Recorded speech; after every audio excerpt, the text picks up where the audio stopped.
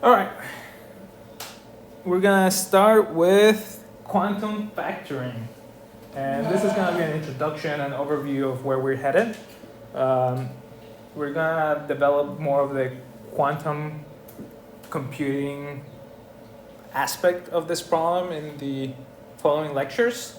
In this lecture, we're gonna look more into the math, into the number theory. We're gonna establish some results, mathematical results, and just kind of give the overview of where the rough idea of how quantum factoring is going to work out.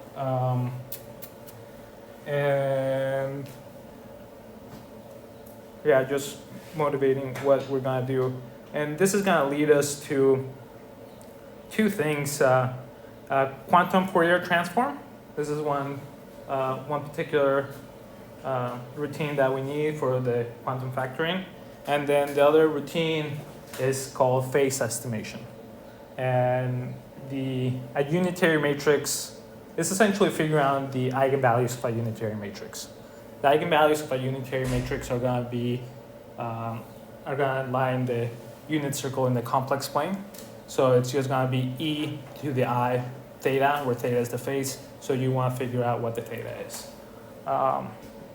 So these are going to be the two tools from quantum computing that we want to use to actually solve this problem, Shor's algorithm. But before we get to it, I'm just going to go to the math side of it and try to motivate it a little bit more before we get to it. And in particular, we're going to have a unitary operator that's going to correspond to the factoring algorithm. And that unitary operator, we want to find its eigenvalues. All right. So in here, this is the task for this quantum factoring. We have an n, or just the factoring number.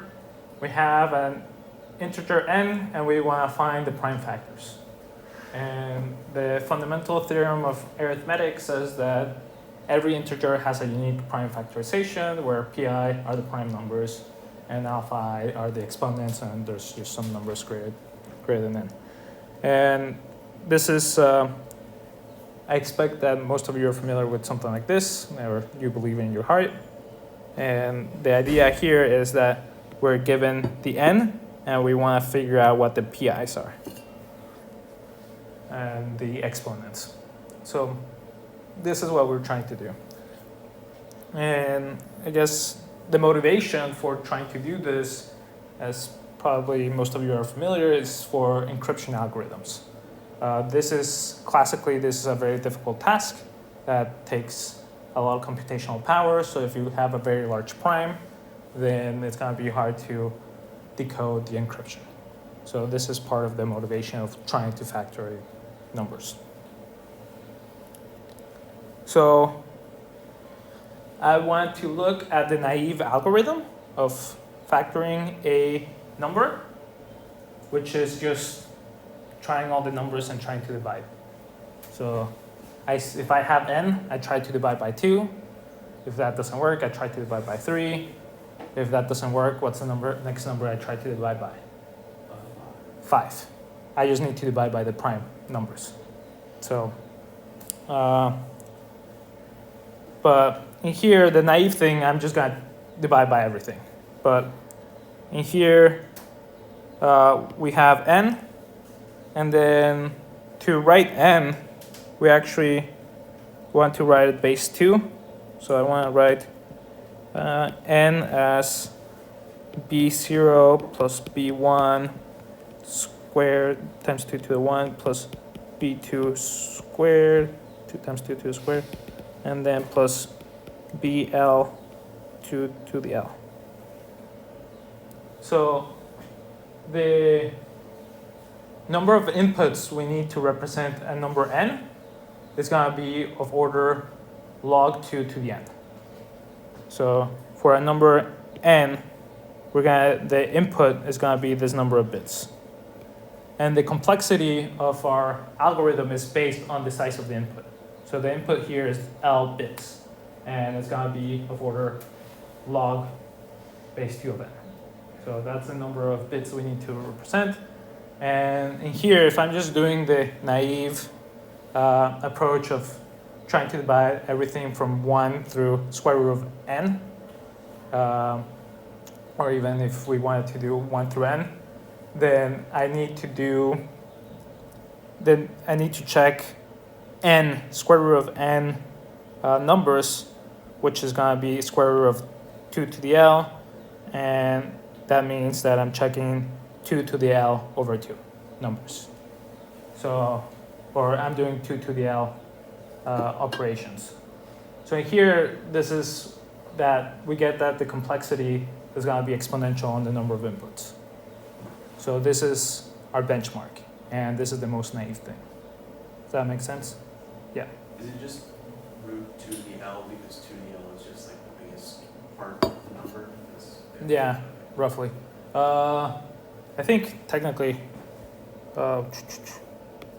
this should be L minus 1, because if we have this representation, then that means that n is between 0 and 2 to the L minus 1. So these are the possible numbers that we can have in there. So yeah, I'm taking the log base 2 of 2 to the L and to get L.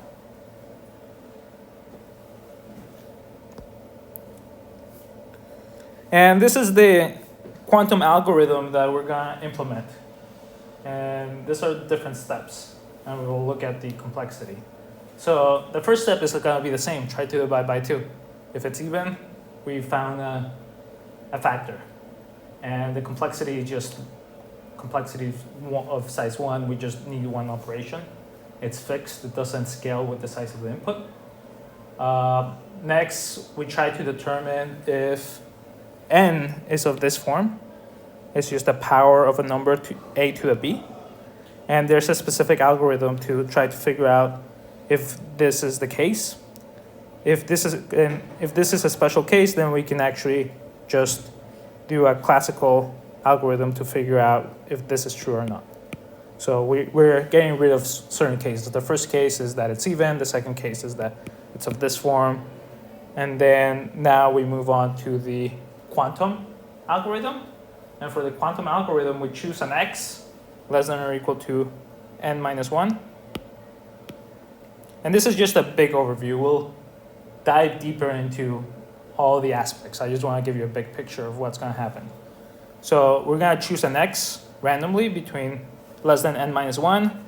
And then the first thing we do is if it divides n. And if we got lucky, if it divides n, we return x, because that's going to be one of the factors that we have. And well, I think this should be, I got to double check this, but I think this should be 01. And the complexity of just checking that if that number x is a factor. So then if we haven't returned anything, what we're going to do is we're going to find a number r, a positive number r, such that x to the r is equal to 1. And then in that case, we actually want to find r such that x to the r is equal to 1. And additionally, we want r to be even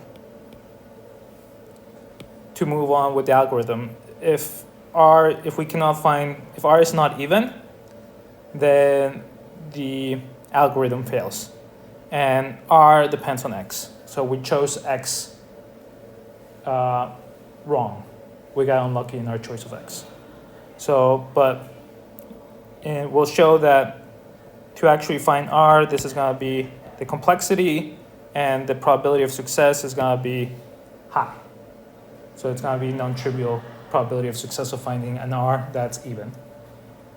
And in here, we have that if r is even, then we try one of these two numbers to be the factors of n. And here the success actually goes back to the success goes back to this. And in here, we're going to have that if R is even, then one of these two factors is going to be a factor of n.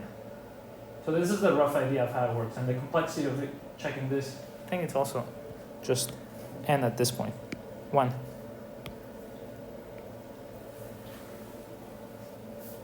So this is going to be the rough idea of how we're going to get to it. And in here, the quantum algorithm that plays a role is going to be finding this R. And this is where we're going to use the Fourier transform and the phase estimation. So this is the way that we're going to proceed, and we're going to prove that the probability of success is high, that we'll find that R is even. So that's not trivial, even that it exists. So this is the rough idea, and let me take a step back and just be a little bit more precise about what I'm saying with the modular arithmetic. So in here in modular arithmetic, if I have x, y, and then integers, then I say that x is equal to y mod n if x minus y is equal to a multiple of n. So I just forget of multiples of n. So this, I think of these two to be equivalent statements. And in using the addition and multiplication from the integers, I can define an addition and multiplication for the modular numbers from 0, 1 to n minus 1. And it's just x plus y is equal to c mod n if x plus y is equal to a multiple of n plus c, such that c is a number between 0 and n minus 1. And the similar idea works for multiplication, that if, and you can think of this as a definition, that x times y is equal to c if x times y is equal to a multiple of n plus c. And c is going to be a number between 0 and n minus 1. And these are going to be the operations that we use in this modular arithmetic. There's some cases, it's a little bit tricky, it's a little bit subtle. There's things like if we're doing 2 times 3 mod 6, what's that equal to? 0. And this is because, and this is something that doesn't happen in the integers. There's, if you take a product of two numbers and it's equal to 0, then that means that one of them has to be equal to 0. And in this case, neither 2 or 3 are 0, mod 6. So this is something you have to be careful about, things like this happening. Other things that could happen are if I'm taking 2, for instance, 2 times 2, what's that equal to mod 3? 1. So for certain modulars, for a certain base of the mod, we can find inverses of numbers. You can have, the integers don't have inverses, but in modular arithmetic, sometimes they have an inverse. So this, there is division. So in some cases, this multiplication has an inverse. So I suspect that you're all familiar with modular arithmetic. So this is a quick overview. Let's look at, for maths, little theorem. We take p, a prime number, then the claim is that a to the p is equal to a mod p for any integer a that's not, any integer. I think that's right. So we want to prove this. This is going to help us for the, so when we're figuring out the R, the first step is to figure out if it exists or not. If it doesn't exist, we're in a fool's errand. So this Fermat's little theorem is going to be a step in determining whether these R exist. So a small result we need before proving Fermat's little theorem is that P divides P choose N. This symbol means divides, and this is equal to P factorial and factorial P minus N factorial. And the proof is pretty straightforward. We need two ingredients. The first ingredient is the fact that P choose N is it's actually an integer.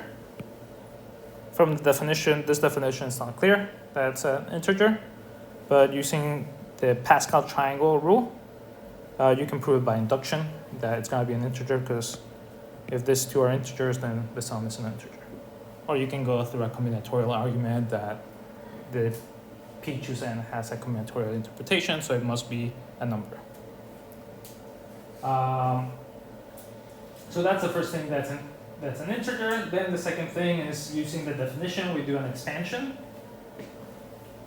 of P choose N, and we see that this elements cancel with some of the elements in here to have this overall fraction.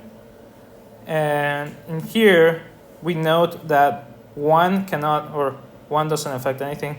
2 cannot divide P because P is prime. 3 cannot divide P because it's prime. So all the divisions that are happening here. So this element here has to be an integer, because none of the elements 2 to N can divide P, because P is prime. So what we have here is that this is going to have to equal to M. So we're going to have a P times M. And that's what it means for P to divide P choose N. Questions? So this is a straightforward argument. Then we prove Fermat's little theorem. This is going to be an induction on A. The base case is equal to A equals 1. And we can check that fairly easy. 1 to a P is equal to 1. And that's the claim of Fermat's little theorem. A to a P is equal to A mod P. And now we assume that the statement is true for A equals K. And we want to check it for the case K plus 1. So for K plus 1, we use the binomial theorem. To take an expansion of this left-hand side, and we write it this way. And in here, based on the previous statement, we have that this is a multiple of P, this is a multiple of P. All the coefficients are multiple of P's, except for the first one and the last one. So modulo of P, this is 0, this is 0, and everything in the middle is equal to 0.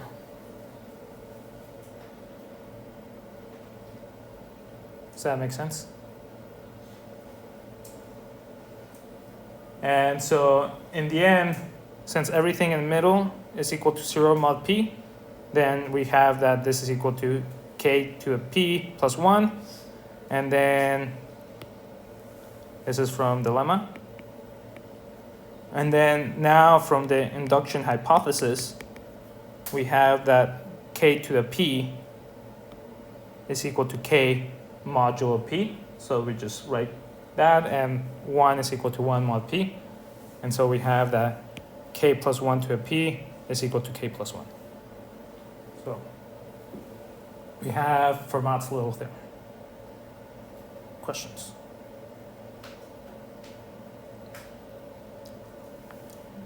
So let's talk about, so the next thing that I want to do is actually I want to generalize Fermat's little theorem.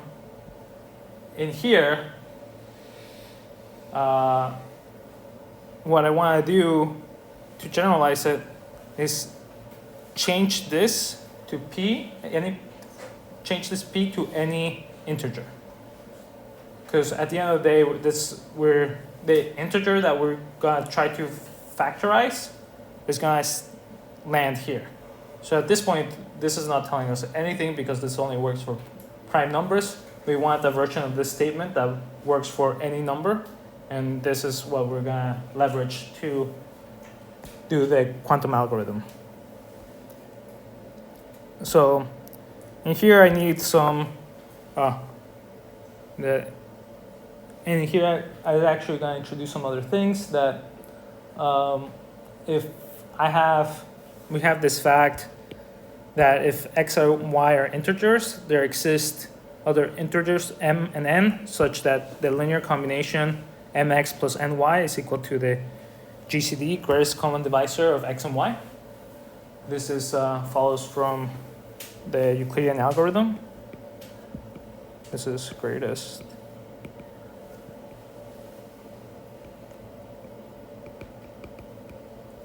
And this is by Euclidean algorithm.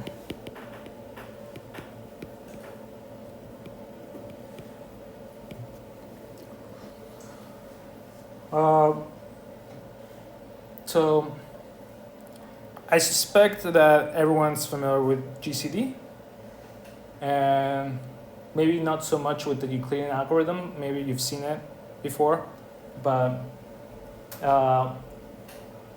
you should convince yourself that if x and y have a common divisor, then it's going to divide the linear combination. And so the idea is that, so it should be clear that this GCD is going to divide any linear combination of x and y. And the statement here is that you can actually make it as small as possible. And the Euclidean algorithm, it's essentially long division. But going through the steps, you can actually track and see that you can find the greatest common divisor.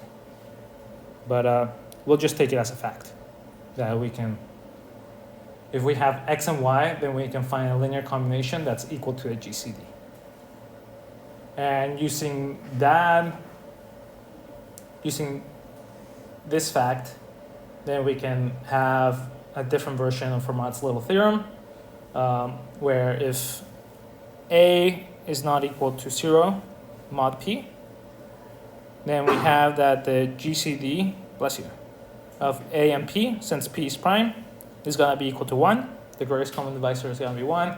And by the fact above, we have that we can write a linear combination of A and P that equals 1.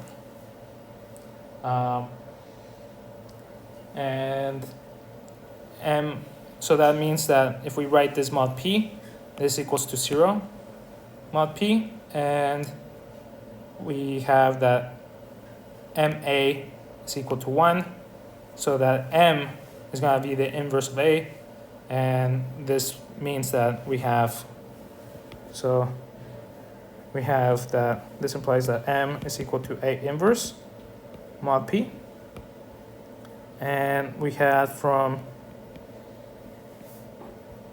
Fermat's little theorem is that A is equal to A mod P, and then we multiply both sides by M. So we add an M here and an M here, and we obtain that this is equal to AP minus 1. I just remember interesting way to think about this. You guys have maybe heard this. Have you guys seen Die Hard 2? Well, this is a problem in Die Hard 2, or maybe Die Hard 3. So you have a container that can fill up to 5 gallons of water with no markings. You only know that it has 5 gallons of water.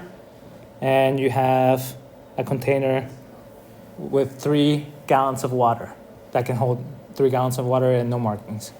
So the idea is to measure exactly how do you get exactly 1 gallon from just pouring water in the 2 containers? Does anyone know the answer from the top of their head? Pour water into 3, then pour it into 5, and then do it again until 5 is full, and then you have 1 and 3. Yeah, exactly. So you fill it, I was gonna fill up 5, but yeah, that works.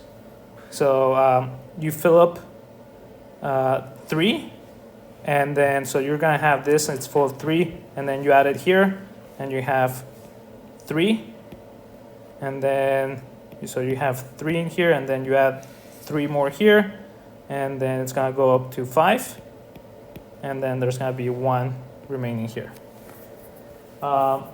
So that translates to, so we have 5 and 3, and this is 2, and minus 1 is equal to 1. So that's a Euclidean algorithm, this bucket problem. Oh. And the number of times you fill up 3 is the 2.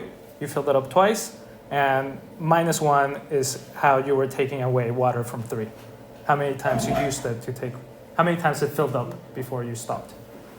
So this is the Euclidean algorithm. And it says that if you have generic buckets of x and y, then the minimum that you can fill it up is the GCD of x and y. So this is a way to think about it. I went to a summer math camp when I was in high school, and this was a problem in there, and they asked to generalize it, and I did really well on that problem, and I think that's what got me in there. But so it holds a special place for me, this problem. It's Diophantine equations, you can call that. Anyway. So as I was saying, we want to generalize Fermat's little theorem, and this is the generalization. I think for the sake of continuity, this n, we're going to call it n, capital N.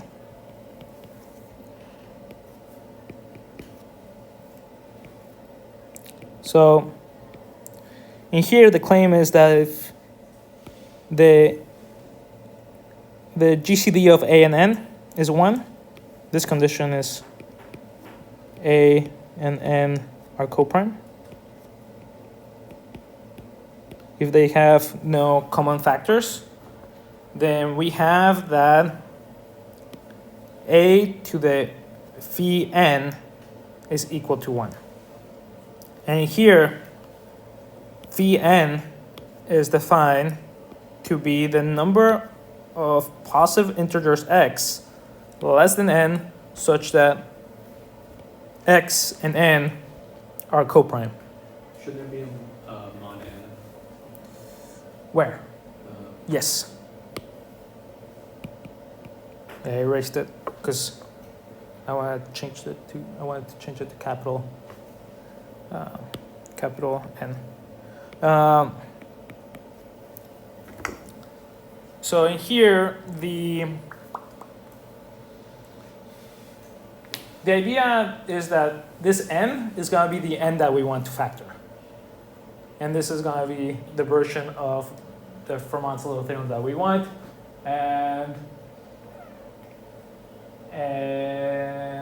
But it's mainly for existence at this point. the first remark is that if n is equal to a prime number p, then we satisfy the first condition in this claim, that the GCD is 1, they're coprime. And in this case, it should be easy to convince yourself that the number of coprime elements less than p are p minus 1. So everything's coprime before it. And that means that the statement says that a to the p minus 1 is equal to 1 mod n, which is our Fermat's little theorem. So this is the generalization. The proof, actually, I'm not going to go through the proof, but if n is equal to p to the alpha, it's just the same proof as Fermat's little theorem. You can actually just go through it. It's the same structure. And then the other thing is that this phi has a specific structure, that you have phi of, it has a multiplicative structure. I believe this is right. So this may not necessarily be right, or maybe I'm forgetting something, but I believe this is true. That phi has a multiplicative structure, so for primes. So what happens is that, or for everything, for all the numbers, that you prove it for the specific cases p to the alpha, and then using the multiplicative structure, you prove it for the other ones. So that requires an additional piece of technology, the Chinese remainder theorem. And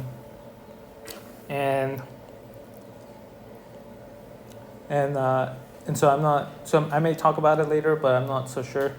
So we'll see. But anyways, the ideas are similar. So in here, now let's move on to the idea for factoring n. So in here, n is going to be a composite number, which is a number that's not prime, and we want to factor it.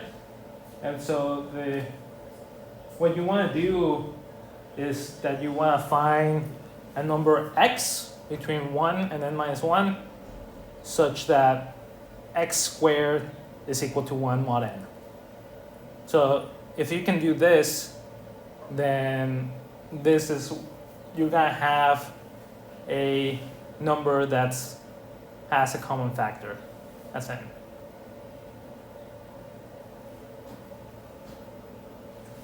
So let me walk you through it. So assume we have this. This is going to be our starting point. Then what we can do is we can write x squared minus 1 and factor into x plus 1 times x minus 1. And this has to be a multiple of n. Now, in here, we're excluding two cases. 1 and n minus 1. And if x is equal to 1, then it would be 1 minus 1, this is 0. So this would be trivial.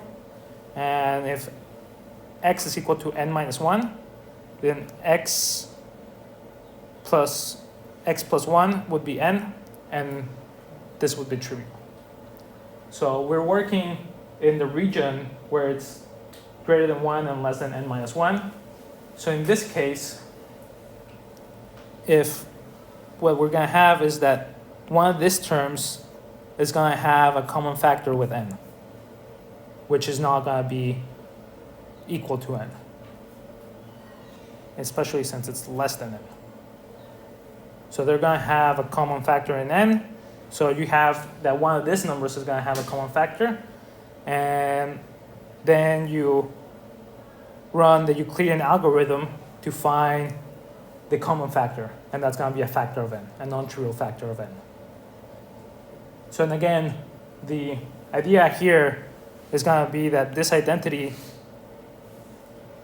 tells you that one of these terms is going to have a common factor with n. And once you know that they have a common factor, then you do the buckets problem with that x plus 1 or x minus 1 and n, and then try to find the smallest common factor or the greatest common divisor, and that divisor is going to be a divisor of n, and it's going to be non-trivial.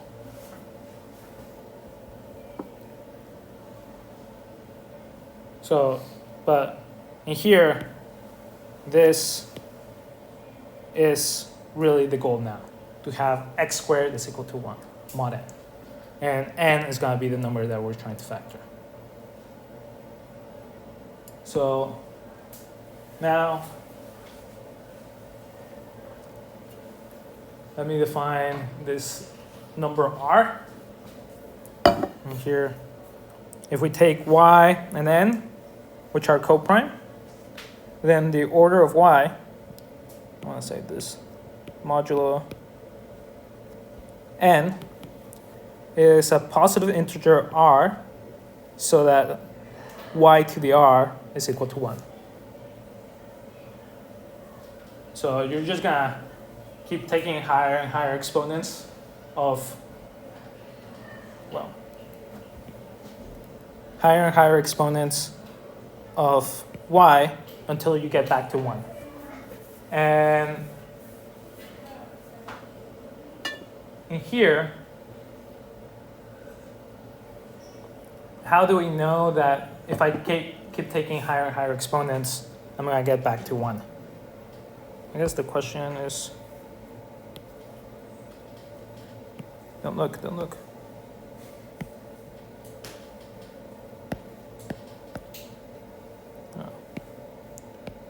So, for instance, a question here is, if y is equal to 4 and n is equal to 9, what is r? So the idea is, before we answer what is r, the question is, does r even exist?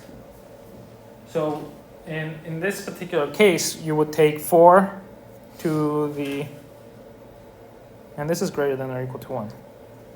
4 to the 1 is not equal to 1 mod 9. 4 squared is 16. Mod 9, that's 7. No, this is 4. And then you have 7 times 4, 28. And that's going to be, so 4 times 3 is going to be 28, which is equal to 1 mod 9.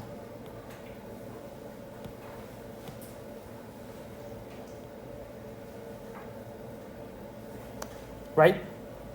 So in this case, r is equal to 3.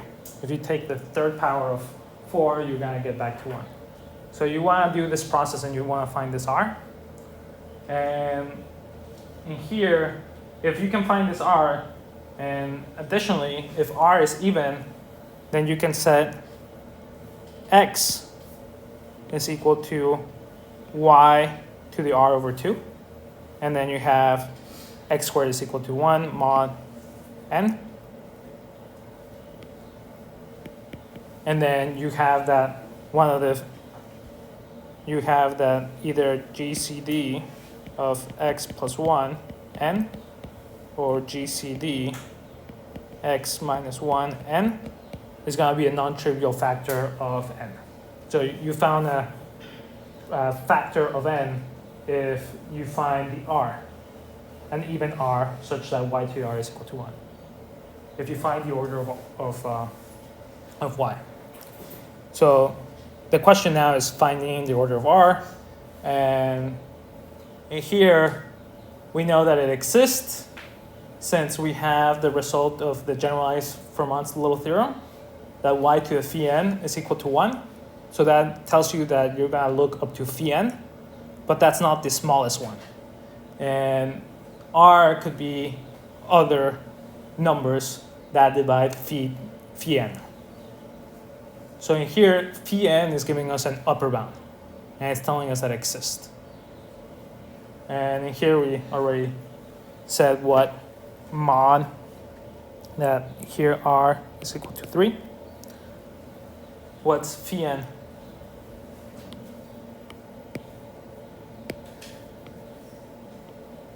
Phi 9. So it's the cardinality of the set 1, 2, 4, 5, 8. Is that right? 1, 2, 3, 4, 5, 6. So phi n here is 6. So we would have 4 to the 6 is equal to 1 mod 9, but we found a smaller r, which is 4 to the 3 is equal to 1.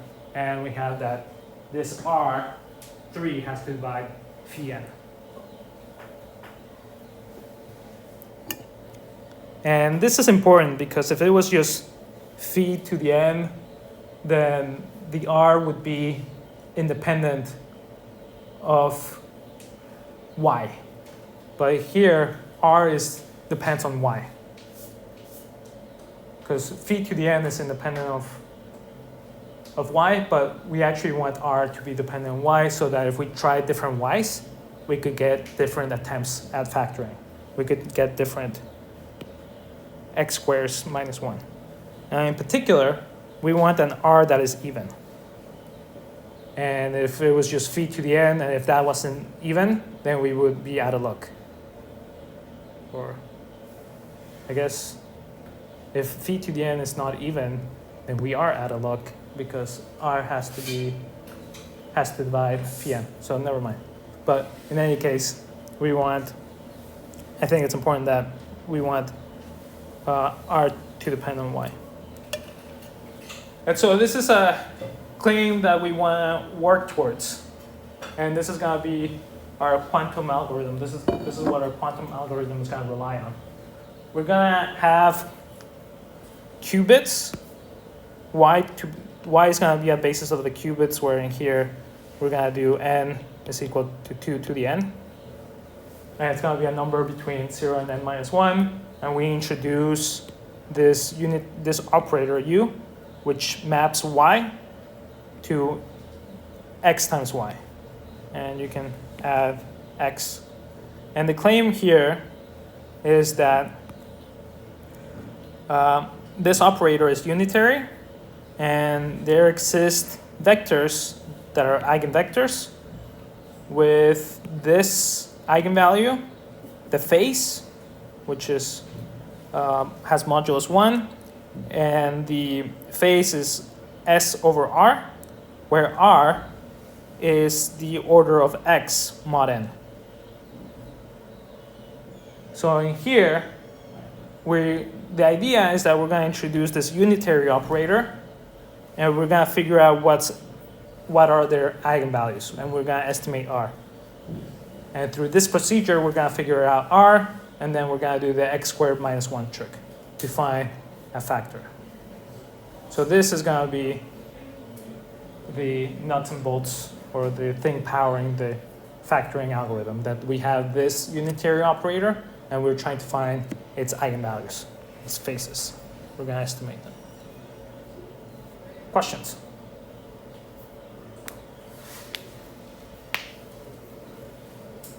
All right, that's class.